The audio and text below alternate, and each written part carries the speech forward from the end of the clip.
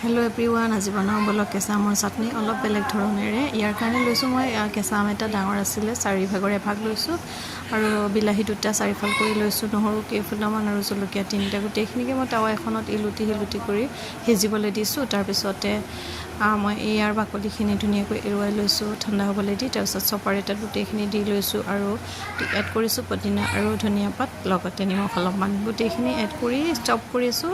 তাৰপিছতে মোৰ টেষ্টি কেঁচা আমৰ চাটনি একেবাৰে ৰেডি, খাব পৰা হৈ গ'ল। বহুত টেষ্টি হয়, আপোনালোকেও ট্ৰাই কৰি চাব পাৰে। আমিতো নৰ্মেলি কেঁচাকৈ বেছি খাওঁৱেই, কিন্তু এনেদৰেই এবাৰ ট্ৰাই কৰি চাবচোন আৰু কেনেকুৱা পায় মোক জনাব।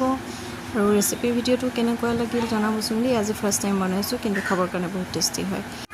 সদায়নো একেধৰণেৰে কিমাননো খাব নহয় জানো, এনেদৰেও অলপ বেলেগকৈ ট্ৰাই কৰি চাবচোন আৰু কেনেকুৱা পাই জনাব দেই।